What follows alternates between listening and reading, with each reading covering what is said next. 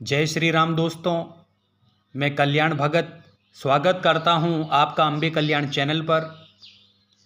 दोस्तों, आज की वीडियो में हम बात करेंगे कि मां काली की सवारी कैसे आती है और इसको पहचानने के क्या लक्षण हैं। दोस्तों, आप सभी से निवेदन करता हूं, आप अगर हमारे चैनल पर नए हैं तो चैनल को सब्सक्राइब, लाइक और शेयर ज़रूर कीजिए और बेल आइकन के निशान को प्रेस कर लीजिए ताकि हमारी आने वाली अगली वीडियो का संकेत आपको हमेशा मिलता रहे।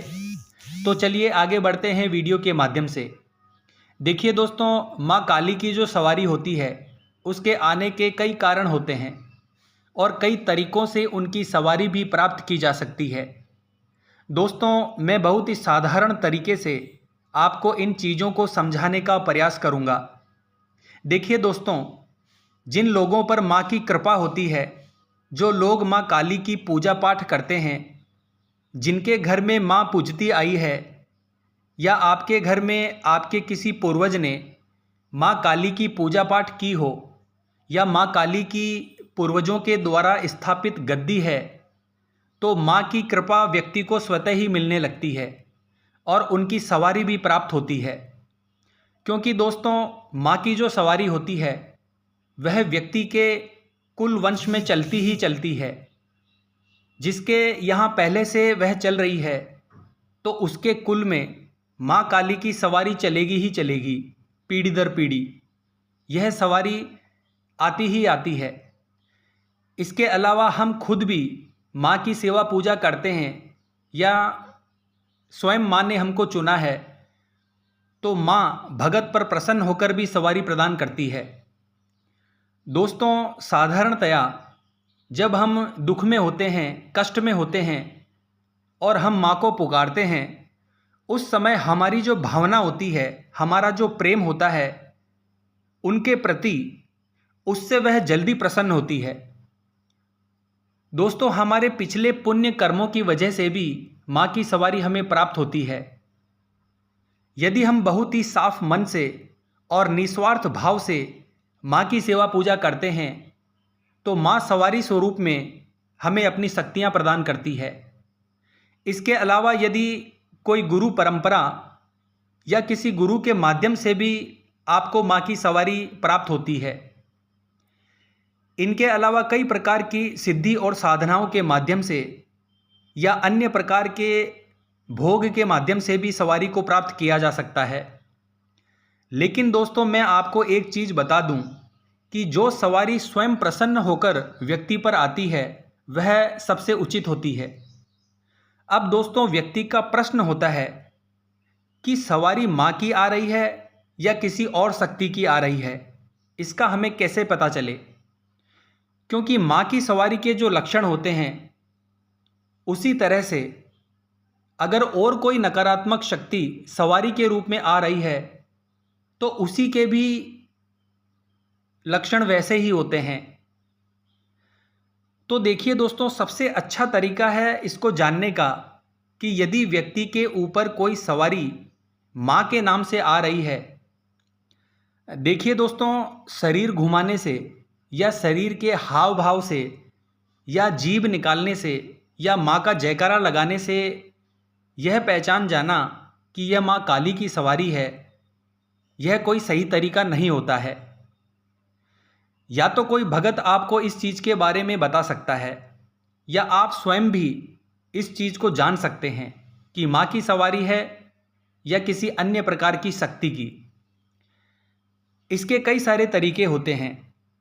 यदि आपके ऊपर कोई अच्छी शक्ति है तो दोस्तों वह गंदगी में वास नहीं करेगी, क्योंकि अगर कोई नकारात्मक शक्ति है तो वह गंदगी में भी रह जाएगी। लेकिन माँ की शक्ति नियम से और गंदगी में निवास नहीं करेगी, स्वच्छता का बहुत ध्यान रखेगी।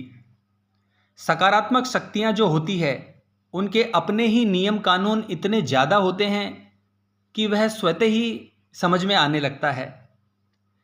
अगर कोई बड़ी शक्ति आपके ऊपर आ रही है तो वह अपने आने के साथ साथ धीरे धीरे इतने सारे नियम और कानून आपके घर में शुरू करवा देगी, आप स्वतः ही उसको समझने लगेंगे।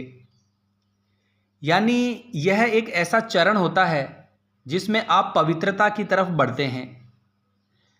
नियम से कहने का मतलब है दोस्तों, आपको साफ सफाई या व्रत, पूजा नियम, उठना बैठना, खाना पीना, अच्छा आचरण, इन सभी चीज़ों पर सकारात्मक शक्तियाँ यानी माता की शक्ति अंकुश लगाना शुरू कर देती है।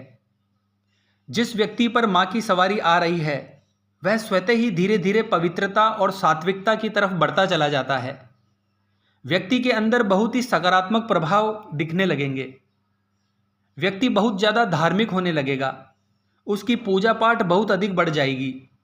जप और मंत्र जाप बहुत बढ़ जाएगा। सिद्धि और साधनाएं बढ़ जाएगी। इसके अलावा दोस्तों, अगला लक्षण आपको अपने घर में देखने को मिलेगा। आपको अपने घर में एक अलग सी खुशी मिलेगी। आपके घर में यदि किसी प्रकार का कोई संकट या परेशानी चल रही है तो वह स्वतः ही धीरे धीरे निकलनी शुरू हो जाएगी। आपके घर में यदि दोस्तों कुछ अच्छा नहीं हो रहा है तो कुछ बुरा भी नहीं होगा। यह सबसे बड़ा और सटीक तरीका होता है इस चीज़ को पहचानने का कि शक्ति सकारात्मक है या नकारात्मक। इसमें समय जरूर लगता है, लेकिन इस प्रकार से आप इस चीज़ को समझ सकते हैं। बुरी शक्तियां जब शरीर पर आती है तो वह कई प्रकार के भोग मांगती है। तामसिक भोग भी मांगती है। नियम नहीं होता, किसी भी समय वह आ जाती है। आप पवित्र नहीं हैं फिर भी वो आ जाती है। कहीं पर भी आ जाएगी, ज़्यादा चिल्लाएगी, दिखावा करेगी। लेकिन दोस्तों, अच्छी शक्तियाँ यह सब कार्य नहीं करती है। और ख़ास तौर पर माँ काली की शक्ति, यह तो बहुत जल्दी मुंह भी नहीं खोलती है। इनके वचन जल्दी नहीं खुलते, समय लगता है। अच्छी शक्तियाँ गुरु ढूंढती है और बुरी शक्तियाँ स्थान ढूंढती है। बुरी शक्तियाँ हमेशा यह प्रयास करेगी कि उसका कोई स्थान बन जाए और वह वहाँ पर पूजने लग जाए। अच्छी शक्ति यह प्रयास करती है कि जिस भगत पर वह आ रही है, दोस्तों गद्दी वह भी मांगती है, परंतु पहले वे गुरु की बात करती है। इसके अलावा आपको अपने स्वयं के घर में बहुत से ऐसे बदलाव आपको देखने मिलेंगे कि यदि आपके लिए कोई व्यक्ति गलत कर रहा है तो आपको स्वतः ही वह चीज़ दिखाई देने लगेगी। आपके जो रुके हुए कार्य हैं वह ऑटोमेटिक ही बनने लग जाएंगे। जिस व्यक्ति पर माँ की सवारी आती है तो धीरे धीरे उसका भी एक आध्यात्मिक और आर्थिक स्तर बढ़ने लगेगा। तो दोस्तों, यह कुछ माध्यम है जिससे आप जान सकते हैं कि शक्ति आप पर नकारात्मक आ रही है या सकारात्मक आ रही है। दोस्तों, यह एक ऐसा विषय है जो बहुत बड़ा है। इसको छोटे रूप में बताना संभव नहीं है, पर मैंने अपनी तरफ से प्रयास किया है। आशा करता हूँ आपको मेरे द्वारा दी गई जानकारी अच्छी लगी होगी। तो मिलते हैं अगली वीडियो के माध्यम से। जय माँ अम्बे, जय श्री कल्याण।